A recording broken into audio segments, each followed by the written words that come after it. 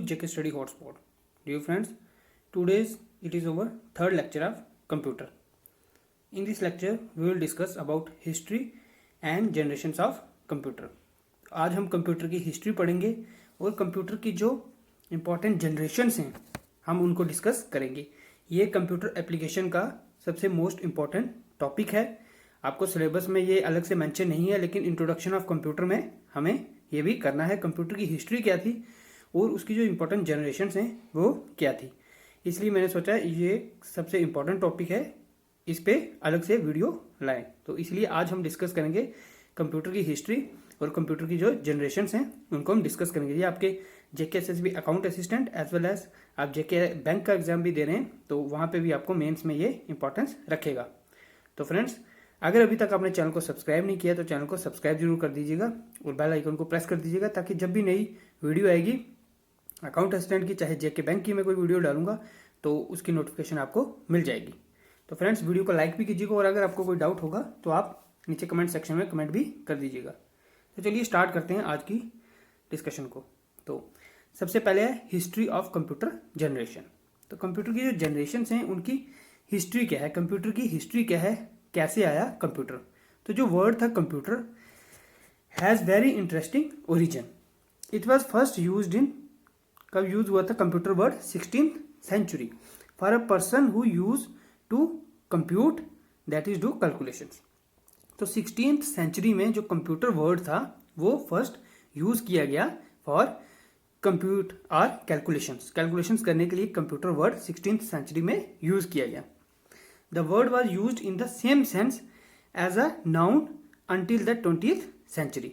तो इसी वर्ड को सेम सेंस में यूज करने लगे as a noun until 20th century. Women were hired as human computers to carry out all forms of calculations and computations. तो womens को hire किया जाने लगा as a human computers to form of calculations and computation. तो calculations करने के लिए womens को हायर किया जाने लगा as a human computer. By the last part of 19th century.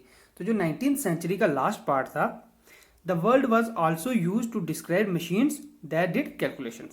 तो 19th पार्ट में क्या हुआ, वर्ल्ड ने डिस्क्राइब किया मशीन्स को जो कि कैलकुलेशंस करने लगी. और मॉडर्न डे यूज में, हमारे वर्ल्ड के मॉडर्न डे यूज में is generally to describe programmable digital devices that run on electricity. तो मॉडर्न अभी के टाइम में जो डिवाइसेस हैं दैट आर प्रोग्रामेबल डिवाइसेस जो कि इलेक्ट्रिसिटी पे चलते हैं और जो भी कैलकुलेशंस हैं फंक्शन से परफॉर्म करते हैं. तो ये थी हमारी कंप्यूटर की हिस्ट्री, कंप्यूटर जनरेशन्स की. इसके बाद अर्ली हिस्ट्री देख लेते हैं कंप्यूटर की क्या थी. तो since the evolution of humans devices has been used for calculations for thousands of years. तो थाउजेंड्स ऑफ ईयर्स पहले भी कैलकुलेशंस के लिए डिवाइसेस यूज किए जाते थे. तो one of the earliest and well known device कौन सा है हमारा, जिसको हम सब जानते हैं, एबेकस. तो एबेकस से पहले सभी कैलकुलेशंस की जाती थी जब तक कंप्यूटर नहीं था, कोई मॉडर्न डिवाइसेस नहीं थे.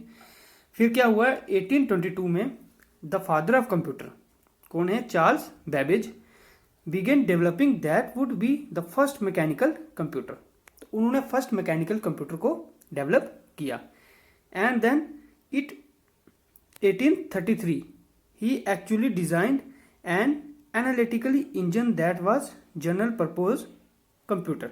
तो उन्होंने 1833 में एक्चुअली डिजाइन किया एक एनालिटिकल इंजन, उन्होंने डिजाइन किया which was a general purpose computer. वो एक कंप्यूटर था, वो उन्होंने डिजाइन किया 1833 में. It contain an ALU. उसमें क्या था, ALU arithmetic logic unit, some basic flow chart principles थे and the concept of integrated memory. तो उसमें क्या थे, अर्थमेटिक लॉजिक यूनिट था, बेसिक फ्लो चार्ट प्रिंसिपल्स थे और कुछ कंसेप्ट थे इंटीग्रेटेड मेमोरी के. तो इसके बाद क्या हुआ, then more than a century later in the history of computer we got our first electronic computer.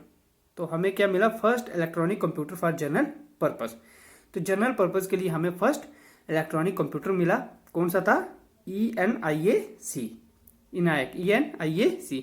This stand for, इसका फुल फॉर्म क्या है, electronic numerical integrator and computer. ENIAC का फुल फॉर्म क्या है, electronic numerical integrated computer.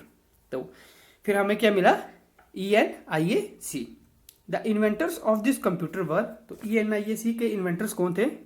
John W Mauchly and J Presper Eckert. तो ये important names हैं, ये हमें पता होना चाहिए कि ENIAC के इन्वेंटर्स कौन थे? John W Mauchly and J Presper Eckert. तो ये थे इन्वेंटर्स ENIAC के। And with time the technology developed, technology develop होती चली गई, कंप्यूटर्स की डिफरेंट जनरेशन्स आती गई। पहले कंप्यूटर्स बड़े होते थे, उसके बाद कंप्यूटर्स छोटे छोटे कंप्यूटर्स आने लगे, उनका वेट कम होने लगा, साइज कम होने लगा, और जो प्रोसेसिंग स्पीड है वो कंप्यूटर की बढ़ने लगी, काम करने की क्षमता जो कंप्यूटर की थी वो ज़्यादा होने लगी। फिर क्या हुआ, हमें अपना जो कंप्यूटर से हम आगे लैपटॉप्स में, फिर उनका साइज बिल्कुल छोटा हो गया और प्रोसेसिंग भी फास्ट होने लगी, और हमें जो हमारा फर्स्ट लैपटॉप है वो मिला 1981 में, और इसको इंट्रोड्यूस किया बाय एडम ऑसबॉर्न ने। तो लैपटॉप को किसने इंट्रोड्यूस किया? एडम ऑसबॉर्न और एप्सॉन ने। एप्सॉन एक बड़ी कंपनी है, आपने देखा होगा प्रिंटर्स आजकल एप्सॉन के बहुत आ रहे हैं। तो ये जो फर्स्ट लैपटॉप था ये इंट्रोड्यूस किया एडम ऑसबॉर्न और एप्सॉन ने, और कब किया? 1981 में। तो ये थी हिस्ट्री, इस प्रकार कंप्यूटर चलता रहा। तो हिस्ट्री में कुछ कंप्यूटर की जनरेशन्स भी थी। अब लैपटॉप्स में तो हम आ गए, बट इसकी कुछ जनरेशन थी। जैसे हम पहले हमारा जो मोबाइल फ़ोन होता था, लैंडलाइन होते थे, उसके बाद फिर वायरलेस आ गए, हम मोबाइल्स में आ गए, स्मार्टफोन्स में आ गए। तो इसी प्रकार कंप्यूटर की भी कुछ जनरेशन थी। तो फर्स्ट जनरेशन में क्या था, सेकंड में क्या था, थर्ड में क्या था, फोर्थ में क्या था, फिफ्थ में क्या था, तो वो हम डिटेल अभी देखते हैं कि फर्स्ट जनरेशन में कंप्यूटर हमारा कैसा था, सेकंड में हमारा कंप्यूटर कैसा था, थर्ड में कैसा था। तो जो फर्स्ट जनरेशन है वो कब से है? 1940 से 56। तो ये डेट इंपॉर्टेंट है कि फर्स्ट जनरेशन कंप्यूटर्स थे 1940 से 56 तक, और इनमें क्या यूज़ होता था? Vacuum tubes. तो ये भी इंपॉर्टेंट है कि फर्स्ट जनरेशन कंप्यूटर्स में क्या यूज़ होता था? Vacuum tubes. तो ये जो कंप्यूटर्स थे first generation, they use vacuum tubes as circuitry and magnetic drums for memory. तो ये मैग्नेटिक ड्रम्स यूज करते थे मेमोरी के लिए। As a result they were enormous, literally taking up entire room. तो ये जो फर्स्ट जनरेशन कंप्यूटर थे ये इतने बड़े थे कि इनको एक रूम जितना साइज चाहिए था, इतने रूम जितने साइज के बड़े थे। And costing a fortune to run. तो ये बहुत ही बड़े थे, और जो इनकी प्रोसेसिंग स्पीड थी वो भी काफ़ी स्लो थी as compare to modern computers. They were inefficient material were generated a lot of heat. तो ये लॉट्स ऑफ हीट जनरेट करते थे, सक ह्यूज इलेक्ट्रिसिटी चाहिए थी इनको। एक कमरे जितने बड़े थे तो इनको इलेक्ट्रिसिटी भी बहुत चाहिए थी। And subsequently generate a lot of heat with cause ongoing breakdowns. तो इनमें बहुत ब्रेकडाउन्स भी होती थी, और बहुत ही ये हीट को जनरेट करते थे, और इलेक्ट्रिसिटी भी बहुत कंज्यूम करते थे। तो नेक्स्ट है जो फर्स्ट जनरेशन कंप्यूटर्स थे, दे रिलायड ऑन मशीन लैंग्वेज। तो ये मशीन लैंग्वेज पे ही रिलायड थे, उस पर डिपेंड थे, which is the most basic programming language that can be understood by computer. तो जो मशीन लैंग्वेज है ये लैंग्वेज है, कौन पहचानता है इसको? कंप्यूटर। ये कंप्यूटर के द्वारा अंडरस्टूड है, हमें ह्यूमन बींग्स को इस लैंग्वेज की समझ नहीं है, ये सिर्फ कंप्यूटर इस लैंग्वेज को पहचानता है। तो ये उसी पे डिपेंड थे। वो जो कंप्यूटर थे first generation were limited to solving one problem at a time. तो ये भी इनका एक ड्रॉबैक था कि solving one problem at a time, एक ही टाइम में आप एक ही प्रॉब्लम सॉल्व कर सकते हो, आप मल्टीटास्किंग नहीं कर सकते थे फर्स्ट जनरेशन कंप्यूटर में। इसके बाद input was based on punched cards. तो इनपुट हमारी पंच कार्ड्स पे बेस्ड थी एंड पेपर टेप पे। तो हम इनपुट, तब कीबोर्ड नहीं था, हम जो हमारी इनपुट थी वो बेस्ड थी पंच कार्ड्स पे और पेपर टेप्स पे, और जो आउटपुट थी वो हमें मिलती थी प्रिंट आउट्स में। इनपुट पंच कार्ड्स और पेपर टेप पे, और आउटपुट हमें मिलेगी प्रिंट आउट्स में मिलती थी output. These two notable machines of this era were. तो इस टाइम की कौन सी दो मशीन्स थी? यूनिवैक और इनियाक, ENIAC जो हमने अभी देखा, और यूनिवैक।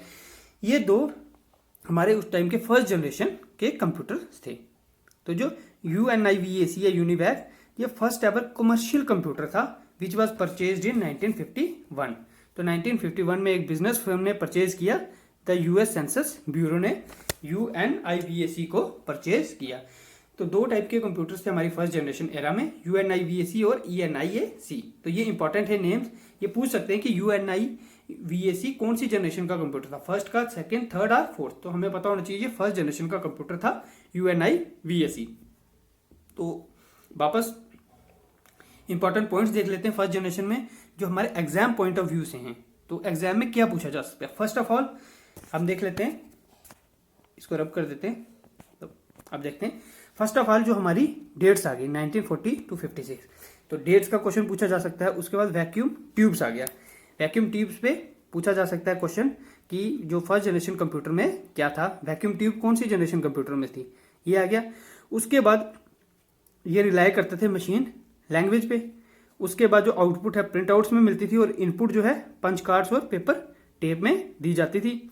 और उसके बाद कौन कौन से हैं, UNIVAC एंड ENIAC। तो ये 2 नोटेबल कंप्यूटर्स थे फर्स्ट जनरेशन में। तो ये हमारे इंपॉर्टेंट पॉइंट्स है जो हमने याद रखने हैं हमारी फर्स्ट जनरेशन कंप्यूटर्स में। तो इसके बाद ये इंपॉर्टेंट नहीं है कि 1951 में किसी बिजनेस फर्म ने ली, ये सिर्फ नॉलेज के लिए है, तो ये एग्जाम पॉइंट ऑफ व्यू से नहीं है। तो आपको ये जो अभी अंडरलाइन की हैं ये चीज़ें आपको इंपॉर्टेंट आप कहीं पेज पे नोट डाउन भी कर सकते हैं। ये इंपॉर्टेंट जो फर्स्ट जनरेशन से इंपॉर्टेंट पॉइंट्स हैं ये हमें याद होने चाहिए। इसके बाद फर्स्ट जनरेशन क्लियर हो गया। अब है हमारा सेकेंड जनरेशन कंप्यूटर्स। तो सेकेंड जनरेशन कंप्यूटर्स क्या थे, ये कब आए, 1956 से 63 में थे सेकेंड जनरेशन कंप्यूटर्स। और इनमें क्या यूज होता था, ट्रांजिस्टर। तो फर्स्ट जनरेशन में हमने देखा वैक्यूम ट्यूब्स और सेकेंड जनरेशन में है ट्रांजिस्टर। तो ये भी एग्जाम पॉइंट ऑफ व्यू से काफी इंपॉर्टेंट है, इसकी डेट और क्या यूज होता है सेकेंड जनरेशन कंप्यूटर में। तो सेकेंड जनरेशन में यूज होता है ट्रांजिस्टर्स यूज होते थे। तो रिप्लेसमेंट हुई वैक्यूम ट्यूब्स की जगह ट्रांजिस्टर्स, और जो सेकेंड जनरेशन में वैक्यूम ट्यूब्स हमने हटा दिए और क्या यूज किया, ट्रांजिस्टर। तो ये फर्स्टली इन्वेंट हुए थे 1947 में, बट सही तरह से ये कब यूज में लाए, 1915 में।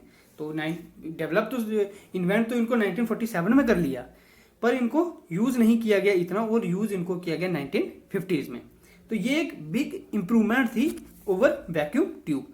तो वैक्यूम ट्यूब के ऊपर बिग इंप्रूवमेंट थी हमारी, क्योंकि नई अपडेट ये हमने किया। However they were hugely superior than vacuum tubes, making computer small.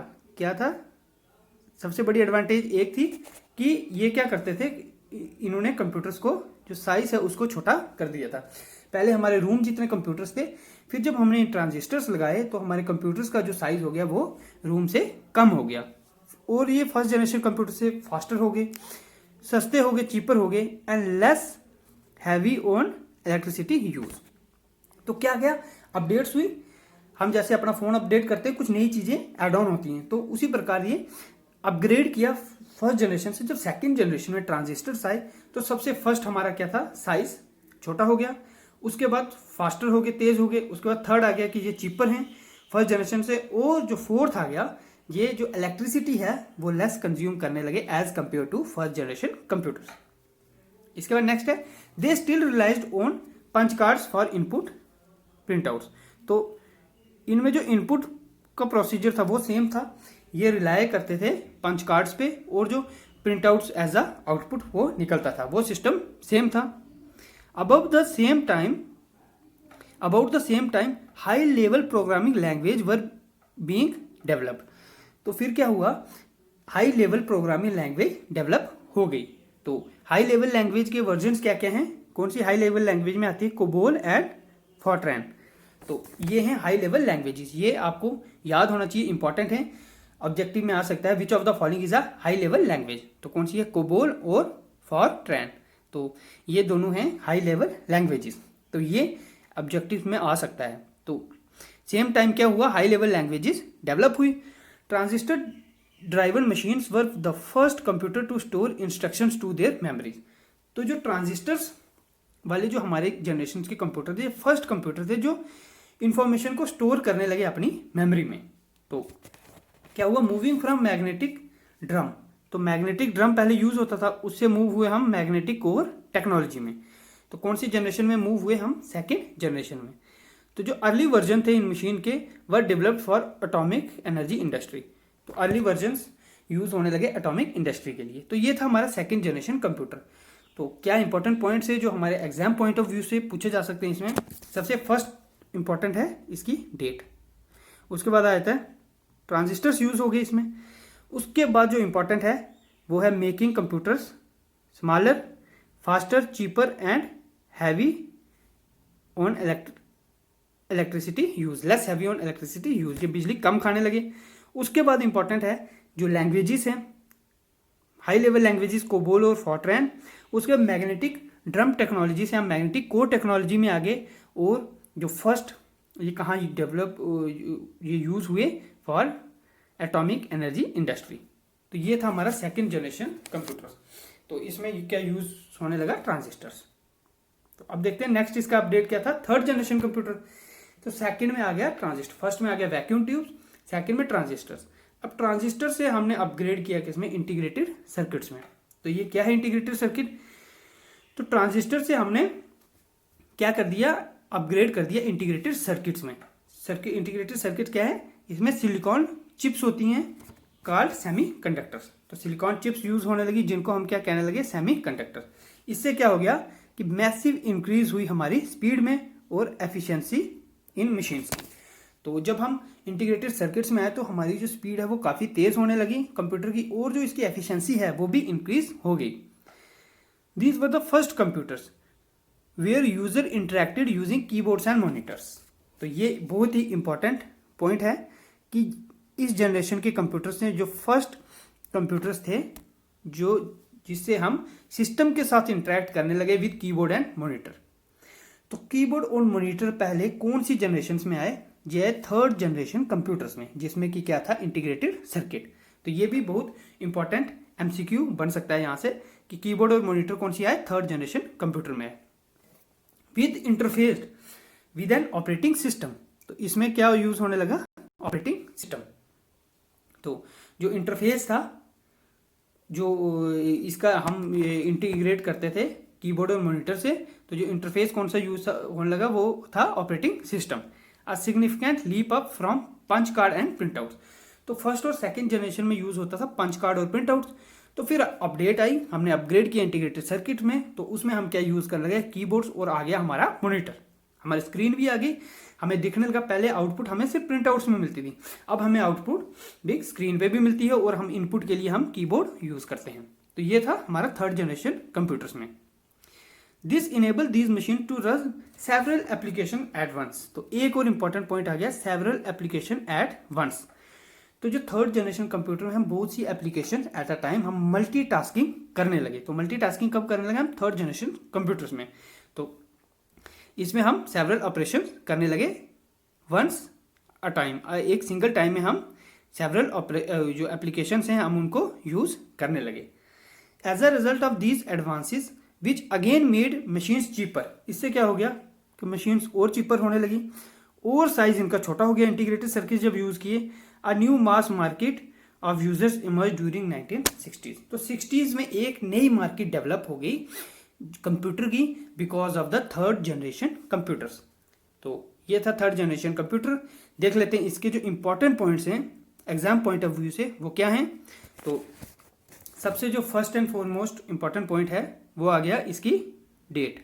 तो कब यूज होते थे, कब बने थे, 1964 से 61। उसके बाद इसमें क्या यूज होता था, इंटीग्रेटेड सर्किट्स। तो इंटीग्रेटेड सर्किट यूज होने लगे, सेमीकंडक्टर्स जो चिप्स यूज हो रही थी। इसके बाद इसमें जो मोस्ट इंपॉर्टेंट है कीबोर्ड और मॉनिटर भी यूज होने लगा, और इसके साथ साथ जो मशीन्स थी वो करती थी सेवरल एप्लीकेशन एट वंस। तो बहुत सी एप्लीकेशंस एट अ टाइम ये करने लगी, और यहाँ पे प्रिंट आउट और पंच कार्ड्स यूज नहीं किया जाने लगा। तो ये था हमारा थर्ड जनरेशन कंप्यूटर, और इसमें जो स्पीड भी इंक्रीज हो गई, और चीपर थे और स्मॉलर भी थे। तो जैसे जैसे हम जनरेशन आगे बढ़ रही है तो हमारा जो साइज है वो घटता जा रहा है, चीपर होते जा रहे हैं, और जो इनकी एफिशिएंसी और स्पीड है वो भी इंक्रीज होने लगी as compare to the previous generation. तो थर्ड जनरेशन हो गई हमारी। अब है हमारी फोर्थ जनरेशन। तो जब थर्ड जनरेशन, फर्स्ट में हमने क्या कर दिया, हमारा वैक्यूम ट्यूब्स, सेकंड में आ गया हमारा ट्रांजिस्टर, तो थर्ड में आ गया हमारा इंटीग्रेटेड सर्किट्स हमने यूज कर दिए। अब जो फोर्थ जनरेशन कंप्यूटर्स है हमारी वो है माइक्रो प्रोसेसर्स। माइक्रो प्रोसेसर जो अभी हम कंप्यूटर्स यूज कर रहे हैं नॉर्मली, इन सब में क्या है, माइक्रो प्रोसेसर्स हैं। चाहे हमारा इंटेल का प्रोसेसर हो तो i3, i5, i7, ये सब क्या आ गया, माइक्रो प्रोसेसर्स। चाहे हमारा मैकिनटोश आ गया एप्पल का, तो ये सब है माइक्रो प्रोसेसर। तो this revolution can be summed in one word. तो इस रेवोल्यूशन को हम एक ही वर्ड में सम अप कर सकते हैं, इंटेल। तो इंटेल जो है वो मोस्ट फेमस जो हमारा आ गया माइक्रो प्रोसेसर है। सभी कंप्यूटर्स में मेजॉरिटी यूज होता है इंटेल का माइक्रो प्रोसेसर। तो इंटेल ने ही स्टार्ट किया था micro processor. The chip maker develop the Intel 404 chip इन 1971। तो सबसे पहली चिप बनी थी इंटेल 404 चिप 1971 में। तो विच पोजिशनड ऑल कंप्यूटर कंपोनेंट्स, इसने क्या किया, जो कंप्यूटर के सभी कंपोनेंट्स थे, जैसे सीपीयू आ गया, हमारी मेमोरी आ गई, इनपुट आउटपुट कंट्रोल आ गया, इनटू अ सिंगल चिप। इन सबको कंट्रोल करके इसने एक सिंगल चिप बनाई, उसमें इन सबको इसने कंट्रोल कर दिया। चाहे हमारा सीपीयू आ गया, चाहे मेमोरी आ गई, चाहे इनपुट आउटपुट कंट्रोल्स आ गए, इन सबको इसने एक ही जगह पे कंबाइन कर दिया। What filled a room in 1940, 1940 में हमारा जो एक रूम में कवर होता था हमारा, तो अब क्या होने लगा, हमारा फिट होने लगा पाम ऑफ अ हैंड। तो इतना छोटा हो गया हमारा जो माइक्रो प्रोसेसर था। पहले एक रूम जितना बड़ा था, अब एक हमारे हाथ में आ जाता है माइक्रो प्रोसेसर। और किसकी वजह से हुआ, जे इंटेल की वजह से, जिसने डेवलप किया इंटेल 404 चिप 1971 में। तो जो इंटेल चिप है उसमें हैं थाउजेंड्स ऑफ इंटीग्रेटेड सर्किट्स। तो उसमें thousands of integrated circuits combine किए गए हैं इंटेल की चिप में। 1981 में क्या हुआ, फर्स्ट एवर कंप्यूटर, तो जो किसने डेवलप किया, आईबीएम ने, specially design for home use. तो घर के यूज के लिए आईबीएम ने 1981 में कंप्यूटर डिजाइन किया। और 1984 में आ गया कौन सा, मैकिनटोश, जो इंट्रोड्यूस किया एप्पल ने। तो 1981 में फर्स्ट कंप्यूटर आया जो होम यूज के लिए बनाया किसने, आईबीएम, इंटरनेशनल बिजनेस मशीन ने, आईबीएम कंपनी ने। और 1984 में बनाया मैकिनटोश, जो कि किसने इंट्रोड्यूस किया, एप्पल ने। The increase power of these small computers mean they could be linked creating networks which ultimately led to the development, birth and rapid evolution of internet. तो इनसे क्या होगा कि रैपिड एवोल्यूशन हो गई इंटरनेट की, इंटरनेट का बर्थ हुआ और एवोल्यूशन हो गई। तो क्योंकि क्या हुआ, हमारे कंप्यूटर्स वो हम इंटरलिंक करने लगे, हमारा नेटवर्किंग सिस्टम आ गया और इंटरनेट डेवलप हो गया, जिससे हमारा एक कंप्यूटर दूसरे कंप्यूटर से कनेक्ट होने लगा। और अदर मेजर एडवांटेज इस पीरियड की क्या है, the graphical user interface, GUI, graphical user interface, the mouse, and the more recently the astounding advance in laptop capability and handheld devices. तो क्या होने लगा, एक इसका इंपॉर्टेंट जो फीचर है वो ये है कि ग्राफिकल यूजर इंटरफेस आ गया। तो जो 4th जनरेशन कंप्यूटर में हम क्या यूज करने लगे, GUI यूज होने लगा, हमारा ग्राफिकल यूजर इंटरफेस। और हमारा जो लैपटॉप्स आ गए 4th जनरेशन कंप्यूटर में, हमारे जो बड़ी कंप्यूटर से हम आ गए लैपटॉप्स में। तो ये था हमारा 4th जनरेशन कंप्यूटर। और इंपॉर्टेंट पॉइंट्स क्या है 4th जनरेशन कंप्यूटर के, सबसे पहले आपको डेट सभी जनरेशन की आपको मालूम होनी चाहिए। उसके बाद इसमें यूज होने लगा माइक्रो प्रोसेसर। तो डेवलप किया सबसे पहले इंटेल ने माइक्रो प्रोसेसर डेवलप किया। उसके बाद सब फर्स्ट कंप्यूटर डेवलप किया आईबीएम ने 1981 में फॉर होम यूज। उसके बाद क्या हुआ कि ये जो 4th जनरेशन कंप्यूटर है इनमें क्या यूज होने लगा, ग्राफिकल यूजर इंटरफेस, GUI। तो ये था हमारा 4th जनरेशन कंप्यूटर जो माइक्रो प्रोसेसर यूज करने लगे। फर्स्ट आ गया हमारा वैक्यूम ट्यूब, सेकंड आ गया ट्रांजिस्टर्स, थर्ड आ गया इंटीग्रेटेड सर्किट्स और फोर्थ आ गया हमारा माइक्रो प्रोसेसर्स। तो ये आ गई हमारी 4th जनरेशन कंप्यूटर की। तो नेक्स्ट आ गई 5th जनरेशन कंप्यूटर। तो 5th जनरेशन कंप्यूटर क्या है, 5th जनरेशन में क्या यूज होने लगा, आर्टिफिशियल इंटेलिजेंस। क्या है आर्टिफिशियल इंटेलिजेंस, देखते हैं। Computer devices with artificial intelligence are still in development. तो ये अभी डेवलपमेंट हो रहा है, but some of these technologies are begin to emerge and be used as a voice recognisation. But कुछ ये टेक्नोलॉजी आर्टिफिशियल इंटेलिजेंस डेवलप हो चुकी है। और जो AI है ये क्या है, reality made possible by using parallel processing and super conductors. तो बाय यूजिंग पैरेलल प्रोसेसिंग और सुपर कंडक्टर के यूज से हम AI डेवलप कर रहे हैं।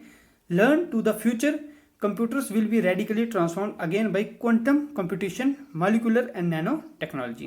तो AI क्या है हम देख लेते हैं। AI है आर्टिफिशियल इंटेलिजेंस। जैसे आपने देखा होगा एलेक्सा, तो आप एलेक्सा को कोई कमांड दे रहे हैं तो वो आपको उसका रिस्पॉन्स दे रही है। आप गूगल में है, आप ओके गूगल कहेंगे तो गूगल आपको वो जवाब दे देगा क्वेश्चन ढूंढ के। आप हे सीरी कहेंगे एप्पल में तो सीरी आपको उसका रिस्पॉन्स दे देगा। ये क्या है? Artificial intelligence. चाहे आपका आयरन मैन में आपका जार्विस है, वो क्या है? आर्टिफिशियल इंटेलिजेंस है। वो उसको कोई कमांड दे रहा है तो वो उसका रिस्पॉन्स दे रहा है, क्योंकि उसमें वो चीज़ें पहले की फीड की गई हैं। जो चीज़ हम उससे पूछेंगे वो उसका जवाब दे देगा। तो ये क्या है? आर्टिफिशियल इंटेलिजेंस है। तो आपके चैटबॉट्स आ गए आजकल, आपके कुछ ऐप्स हैं वहाँ पे चैटबॉट्स हैं। आप कुछ मैसेज करेंगे तो वो अपने आप उसी वक्त आपको रिप्लाई दे देंगे जो जो वहाँ पे फीड किया गया है। तो ये क्या है? Artificial intelligence. The essence of fifth generation will be using the technology to create machines which can process and respond to natural language and have capability to learn and organize themselves। तो AI हम develop कर रहे हैं कि वो natural languages में respond करें, जो हम लैंग्वेज जानते हैं उस लैंग्वेज में हमें रिस्पॉन्ड करें और उनमें कैपेबिलिटी हो सीखने की और ऑर्गेनाइज करें अपने आप को। तो ये थी फिफ्थ जनरेशन कंप्यूटर्स की, जिसमें क्या यूज होगा? Artificial intelligence. ये 2010 से फिफ्थ जनरेशन डेवलपमेंट स्टार्ट हो गई है। बहुत से ऐसे AI आ भी चुके हैं। तो ये था हमारा फिफ्थ जनरेशन कंप्यूटर के बारे में। इसमें भी आपको डेट याद होनी चाहिए और क्या यूज होता है फिफ्थ जनरेशन कंप्यूटर में। तो क्या यूज होता है? Artificial intelligence. तो यही थी गाइस जनरेशंस ऑफ कंप्यूटर। तो कौन सी हैं? फर्स्ट जनरेशन कंप्यूटर, जिसमें हमारा क्या यूज होगा? Vacuum tubes. सेकेंड जनरेशन में ट्रांजिस्टर्स। थर्ड जनरेशन में इंटीग्रेटेड सर्किट्स। फोर्थ जनरेशन में हमारा माइक्रो प्रोसेसर और फिफ्थ जनरेशन में हमारा क्या आ गया? Artificial intelligence. तो ये थी इंपॉर्टेंट जनरेशंस ऑफ कंप्यूटर, जो कि 5 जनरेशन हैं कंप्यूटर की। तो नेक्स्ट टॉपिक करते हैं, 5 सेकेंड्स का ब्रेक लेते हैं।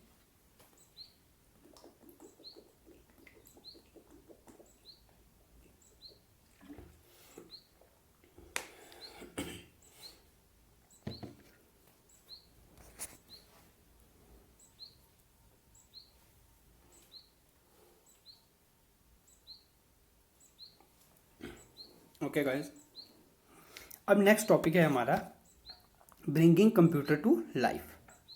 तो कंप्यूटर को लाइफ में लाना और इसकी वजह से हमारी लाइफ में क्या क्या चेंजेस आए हैं। तो ये जो हमारा सिलेबस है उसमें एक टॉपिक है, तो मैंने इसके साथ रिलेट कर दिया है, ब्रिंगिंग कंप्यूटर टू लाइफ। तो इसे क्या क्या है? फर्स्ट जो पॉइंट है वो हमारा कंप्यूटर एंड ह्यूमन लाइफ को रिलेटेड विद कम्युनिकेशन। जो कंप्यूटर है और ह्यूमन लाइफ है, they are correlated with communication. कैसे है? जो कंप्यूटर है वो हमें लोगों को क्या करता है? करीब लाता है, पास लाता है। कैसे? Using email. ईमेल की वजह से हम एक दूसरे के साथ कनेक्टेड हैं। चैटिंग, आपका फेसबुक है, इंस्टाग्राम है, व्हाट्सएप है, तो ये चैटिंग फीचर्स प्रोवाइड करता है। हम एक दूसरे के साथ बात कर सकते हैं with the help of text. हम चाहे कितने भी दूर क्यों ना हो। वीडियो कॉन्फ्रेंसिंग, हम वीडियो कॉन्फ्रेंसिंग के जरिए एक दूसरे को लाइव देख सकते हैं with the help of computers. Mobile phones, हम मोबाइल फ़ोन भी कंप्यूटर है, हम एक दूसरे से कनेक्ट हो सकते हैं। एंड सोशल मीडिया, तो सोशल मीडिया से भी हम कनेक्ट हो सकते हैं, चाहे फेसबुक है, इंस्टाग्राम है, ट्विटर है हमारा। तो जो ह्यूमन बींग्स को ये क्या करता है?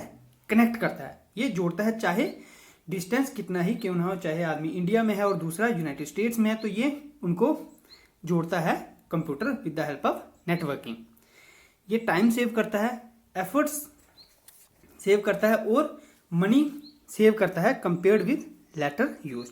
तो हम लेटर भेजेंगे, हमारा देखिए सबसे पहले कॉस्ट ऑफ पेपर, हमें कॉस्ट लगेगा। उसके बाद हम जो लॉजिस्टिक चार्जेस हैं, हम जो सेंड कर रहे हैं पोस्ट ऑफिस में देंगे, उसके चार्जेस लगेंगे। मुझे लेटर भेजना है दिल्ली, फर्स्ट चार्जेस लगेंगे। दूसरा टाइम कंज्यूमिंग है, वो 6-7 दिन के बाद दिल्ली पहुंचेगा। उसके बाद रिस्पॉन्स, डिलेड रिस्पॉन्स है, फिर वहां से रिस्पॉन्स चलेगा, वो 6-7 दिन बाद मुझे पहुंचेगा, फिर उसको भी पैसे खर्चने पड़ेंगे।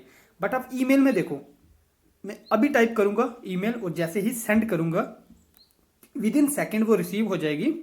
रिसीवर चाहे दिल्ली में बैठा हो, मुंबई में बैठा हो, चाहे दूसरी कंट्री में बैठा हो, और उसी वक्त वो उसको रिस्पॉन्स करेगा और हमें उसका रिस्पॉन्स उसी वक्त मिल जाएगा without wasting time and money. तो ये सबसे बड़ा बेनिफिट है कंप्यूटर नेटवर्किंग का। इसके बाद these days we seldom use hand written letters. तो आजकल हम हैंड रिटन लेटर्स बिल्कुल बंद हो गए, कोई भी नहीं लिखता पूरे इन्वलप्स में डालना और उसको ट्रांसपोर्ट करना लॉन्ग डिस्टेंस में, क्योंकि अभी हमारे पास क्या है, we have computer and education to make use of it. तो अभी हमारे पास कंप्यूटर है जिसकी मदद से हमें किसी को लेटर भेजने की कोई ज़रूरत नहीं है। हम बाई मेल कोई भी लेटर हो, हमारा कुछ भी हो, हम बाई मेल उसको, चाहे वो कहीं भी है, हम उसको भेज सकते हैं। तो सबसे पहला पॉइंट आ गया कंप्यूटर एंड ह्यूमन लाइफ को रिलेटेड विद कम्युनिकेशन। नेक्स्ट आ गया influence of computer in education. तो एजुकेशन फील्ड में कंप्यूटर का क्या इन्फ्लुएंस है, तो आप लोग सब जानते हैं अभी के एजुकेशन फील्ड में कंप्यूटर बहुत ही मायने रखता है और कंप्यूटर का एक बिग रोल है एजुकेशन फील्ड में। जैसे कि in modern world over guru as we know is Google search. तो गूगल क्या है, गूगल बाबा हमारा एक गुरु हो गया। हमें कुछ भी सर्च करना है हम गूगल पे टाइप करेंगे और वो हमें मिल जाए। हमें कुछ क्वेश्चन सर्च करना है, हमें आपने कंप्यूटर पढ़ना है, आपने जनरेशन ऑफ कंप्यूटर पढ़नी है, आप गूगल में सर्च करोगे आपको इतने आर्टिकल्स मिल जाएंगे जनरेशन ऑफ कंप्यूटर के। तो ये जो हमारी लर्निंग है उसको बहुत ही ईजी बना देता है और हमें कोई भी मटेरियल चाहिए स्टडी वो हमें मिल जाता है with the help of Google.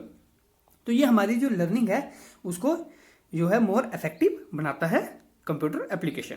तो कंप्यूटर का ये बहुत ही बड़ा बेनिफिट है हमारे लर्निंग में।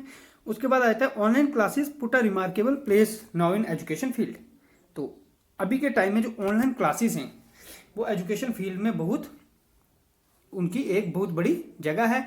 हम घर बैठे ही क्लासेस ले सकते हैं। जैसे अभी की आप एग्जांपल ले लो, लॉकडाउन है, कोई भी इंस्टीट्यूट्स नहीं चल रहे हैं, बट जो क्लासेस हैं वो फिर भी चल रही हैं। जैसे मैं आपको कोचिंग प्रोवाइड कर रहा हूँ क्लासेस, तो मैं अपने घर बैठ के वीडियो बना रहा हूँ और आप उसको अपने घर बैठ के अपना कंप्यूटर पे, मोबाइल पे आप with the help of internet आप देख रहे हैं। तो ऑनलाइन क्लासेस कंप्यूटर के आने से जो है एक नया टेक्नोलॉजी का डेवलपमेंट हुआ है। जो क्लासेस हैं वर्चुअली क्लासेस अब स्टार्ट हो गई हैं। आप चाहे किसी की भी क्लासेस लीजिए, अब वो आपको वर्चुअली आपको अपने घर में बैठ के मिल रही हैं। उसके बाद आपको ऑनलाइन स्टडी मटेरियल भी मिल रहा है। आप ऑनलाइन कुछ भी सर्च करें आपको उसके बारे में डिटेल्स जरूर मिल जाएगी। गूगल से आप कुछ भी सर्च करना है आपको वो मिल जाएगा। किसी भी टॉपिक के बारे में आपको जानना है वो आपको गूगल से मिल जाएगा। उसके बाद आपकी इंजीनियरिंग होगी, आईटी होगी, इस फील्ड में भी कंप्यूटर का बहुत बड़ा रोल है। इंजीनियर स्टूडेंट्स हैं उनके लिए कंप्यूटर का बहुत बड़ा रोल अदा करता है। कंप्यूटर आपको इंजीनियरिंग में ऑटो कैड करना है तो आपको कंप्यूटर की हेल्प से आप सब जो डिजाइनिंग है वो आप सीख सकते हैं। और आईटी स्टडीज में भी कंप्यूटर का बहुत बड़ा रोल है।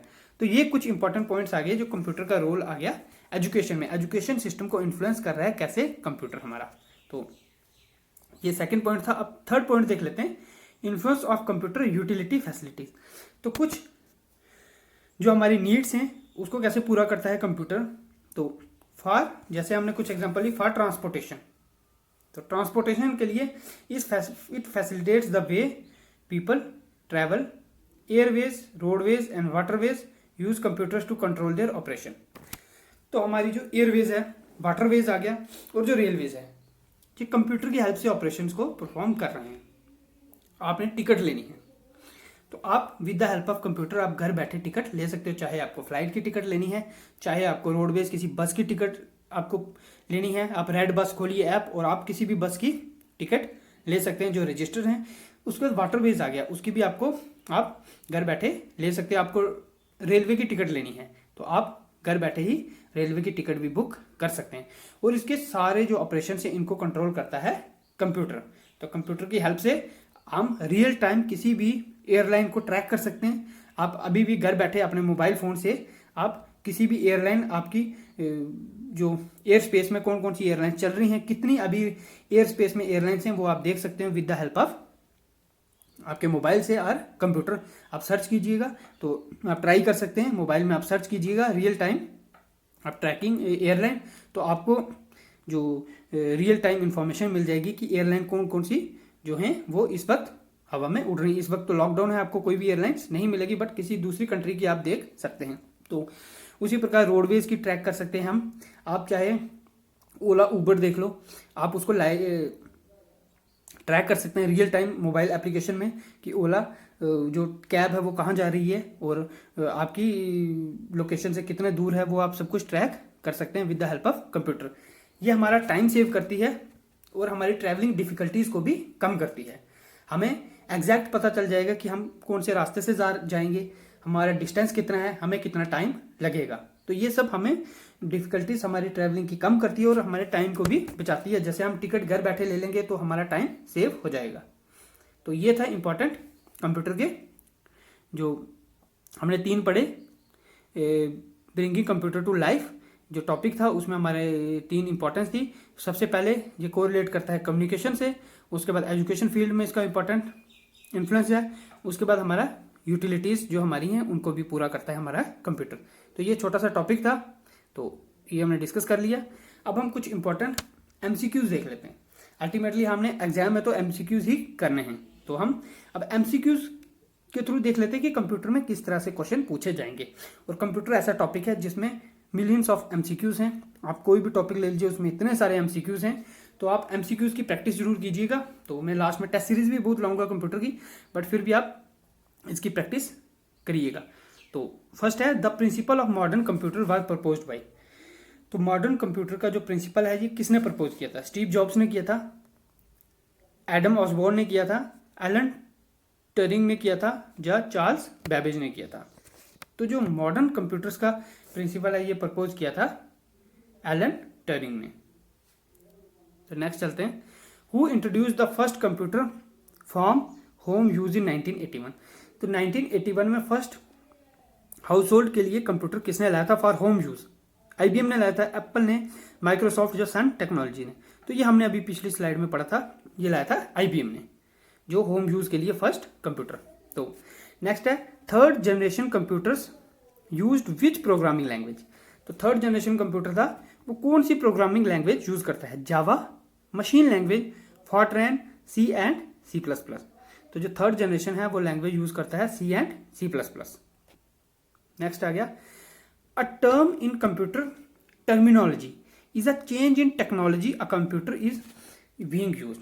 तो जो कंप्यूटर की लैंग्वेज में उस टर्म को हम क्या कहेंगे जब कंप्यूटर की जो टेक्नोलॉजी है वो चेंज होती है? एक टेक्नोलॉजी से हम दूसरी टेक्नोलॉजी में आएंगे, दूसरी से तीसरी में आएंगे, उस टर्मिनोलॉजी को हम क्या कहेंगे? ये इंपॉर्टेंट क्वेश्चन है। तो इसको हम क्या कहेंगे? डेवलपमेंट है कंप्यूटर की, या जनरेशन है कंप्यूटर की, एडवांसमेंट हो रही है कंप्यूटर की टेक्नोलॉजी में, या ग्रोथ हो रही है। तो ये हमने अभी पढ़ा भी था, हमारा टॉपिक है ये है जनरेशन, कंप्यूटर की जनरेशन। जब भी कोई एडवांसमेंट होगी, कंप्यूटर की टेक्नोलॉजी में चेंज आएगी, तो हम उसको क्या कहेंगे कि ये कंप्यूटर की जनरेशन है। First generation computer, second generation, third generation, fourth generation. अब जनरेशन में भी जनरेशन हैं। अब जैसे आप देख लो माइक्रो प्रोसेसर वाले हमारे कंप्यूटर आ गए, आप इंटेल का ले लो, तो इंटेल में हमारा कोर i3 आ गया, i5 आ गया, i7 आ गया। अब इसमें भी जनरेशन हैं, i3 first generation, second generation, अभी जैसे 10th जनरेशन चल रहे हैं, 9th जनरेशन चल रहे हैं, तो ये भी उसमें भी क्या आ गई? जनरेशन आ गई। तो कंप्यूटर की टर्मिनोलॉजी को क्या कहेंगे जब चेंज आएगी टेक्नोलॉजी में? तो हम कहेंगे कि वो क्या है? जनरेशन से।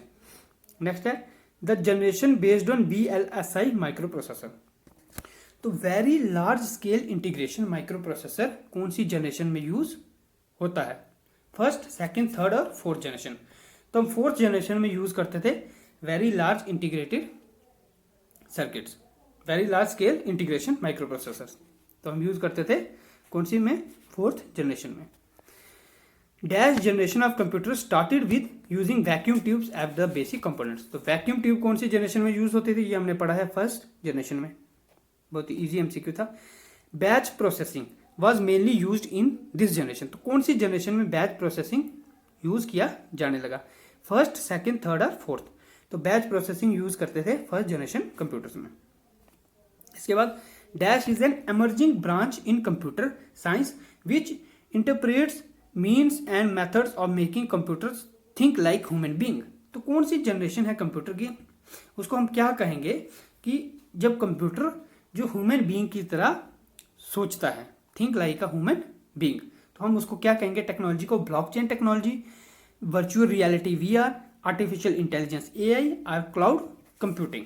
तो हम उसको क्या कहेंगे? हमने पढ़ा भी था, उसको AI कहेंगे। फिफ्थ जनरेशन कंप्यूटर्स हमारे जो आर्टिफिशियल इंटेलिजेंस से चलते हैं, उस वो सोचते हैं like human beings, human being की तरह भी वो सोचते हैं। ये आ गया हमारा fifth generation computers AI correct answer. अब नेक्स्ट है ULSI स्टैंड फॉर। तो ULSI का फुल फॉर्म क्या है? Ultra large scale integration. Ultra lower scale integration, और अल्ट्रा लोअर स्केल इंटीग्रेशन, ऊपर वाला अंडर लोअर स्केल इंटीग्रेशन था, ये आ गया अल्ट्रा लोअर स्केल इंटीग्रेशन, और डी पार्ट है अंडर लार्ज स्केल इंटीग्रेशन। तो यूएलएसआई का फुल फॉर्म क्या है, उसका फुल फॉर्म है अल्ट्रा लार्ज स्केल इंटीग्रेशन। ये आ गया 5th जनरेशन में ultra large scale integration. Next है in this generation time sharing, real time networks, distributed operating systems were used. तो कौन सी जनरेशन में यूज होने लगा, first generation, second generation, 5th generation और 4th जनरेशन। तो ये यूज होने लगा 4th जनरेशन में। 4th जनरेशन में क्या था हमारा VLSI, very large scale integration, और 5th में क्या था अल्ट्रा लार्ज स्केल इंटीग्रेशन। तो ये आ गया 4th जनरेशन में यूज होने लगा। नेक्स्ट है HLL स्टैंड्स फॉर। तो HLL का फुल फॉर्म क्या है, high level language, high layman's language, high level lesson और हाई लेमेंस लेसन। तो HLL का फुल फॉर्म क्या है, high level language. HLL stands for high level language. जैसे कौन कौन सी है हमारी, फॉर्ट्रैन हमने पढ़ा और कोबोल। तो ये क्या आ गई हमारी high level languages, Fortran and COBOL. Next है the period of dash generation was 1952 to 64। तो 1952 से 64 का पीरियड कौन सी जनरेशन थी, फर्स्ट थी, सेकंड थी, 5th थी या 4th थी। तो इस पीरियड में हमारी जनरेशन थी सेकंड जनरेशन। तो सेकंड जनरेशन थी 1952 से 64 में। तो इस तरह के और भी आ सकते हैं। तो आपको जनरेशन की जो डेट है वो आपको याद होनी चाहिए कि इस जनरेशन में कौन सी जो है इस डेट में जनरेशन थी, और उस जनरेशन में क्या यूज होता था। आइदर वैक्यूम ट्यूब्स यूज होती थी, ट्रांजिस्टर्स यूज होते थे, या इंटीग्रेटेड सर्किट्स यूज होते थे, ऑपरेट माइक्रो प्रोसेसर यूज होते थे, या आर्टिफिशियल इंटेलिजेंस यूज होती थी। तो वो जनरेशन हमें याद होनी चाहिए। तो friends that's all from today's lecture. I hope आपको समझ आ गया होगा क्या थी कंप्यूटर की हिस्ट्री और कंप्यूटर की जनरेशंस। जो ये इंपॉर्टेंट टॉपिक है कंप्यूटर की जनरेशंस, इससे MCQ जरूर आएंगे आपको। तो गाइज अगर आपको ये वीडियो पसंद आई तो वीडियो को लाइक जरूर कीजिएगा, और अगर आपको कोई डाउट भी हो तो आप नीचे कमेंट सेक्शन में कमेंट कर सकते हैं। आप इंस्टाग्राम, फेसबुक और टेलीग्राम पे भी जुड़ सकते हैं हमारे साथ। JK स्टडी हॉटस्पॉट आप सर्च कर सकते हैं। आपको यहाँ पे डेली के करंट अफेयर्स भी मिलेंगे, और जो नई अपडेट्स आएगी, चाहे JK SSB की हो, चाहे किसी भी और एग्जाम्स की जो अपडेट्स होंगी, वो मैं पोस्ट करता रहता हूँ यहाँ पे। तो आप फॉलो कर सकते हैं इंस्टाग्राम पे, फेसबुक पे और टेलीग्राम पे भी आप फॉलो कर सकते हैं। और गाइस अगर अभी तक आपने चैनल को सब्सक्राइब नहीं किया है तो चैनल को सब्सक्राइब जरूर कर दीजिएगा, और बेल आइकन को प्रेस कर दीजिएगा, और वीडियो को शेयर कीजिएगा अपने फ्रेंड्स के साथ जो प्रिपरेशन कर रहे हैं, ताकि उनको भी बेनिफिट मिल सके। तो friends thank you, have a nice day.